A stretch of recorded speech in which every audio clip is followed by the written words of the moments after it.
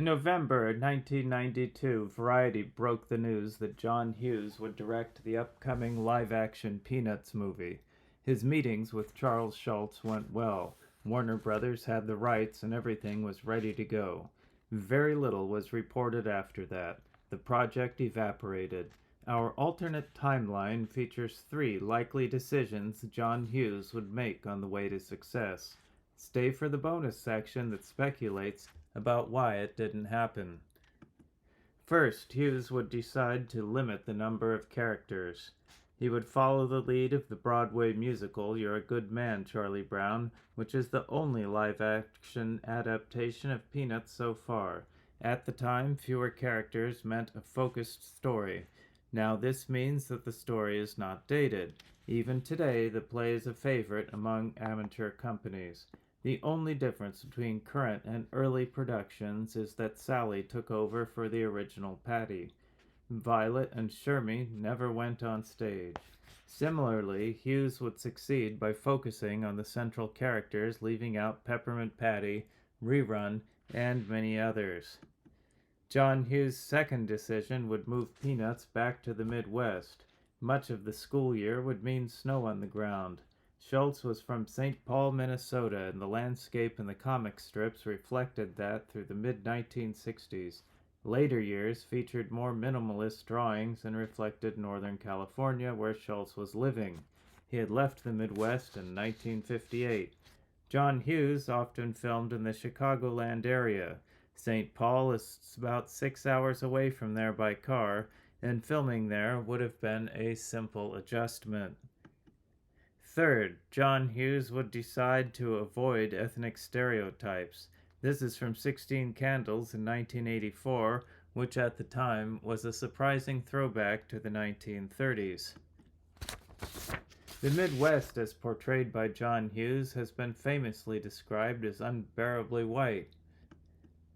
The Midwest of Charles Schulz had earlier, less affluent generations and separate ethnic enclaves. His father was a bilingual immigrant. Most of them were white, and many were different to the point of being not 100%, as the saying went. Lucy used to call everyone a blockhead, which could be construed as a variation on an old slur. Schulz knew when to back off. He could tell the delicate story of children coming together as one community, and Peanuts reflected the time of transition. The Anglo Charlie Brown was first friends with Shermy, named after Sherman Plepler, which is a Yiddish surname. Linus and Lucy Van Pelt were Dutch. Schroeder was German. Schulz himself was of German and Norwegian heritage. These and others were all separate communities well into the post-war era. Charles Schulz rarely leaned into the ethnicity of his characters. To make a successful Peanuts movie, John Hughes would have had to develop a lighter touch. A Peanuts movie with ethnic caricatures would have devalued the franchise. You've made it to the bonus section.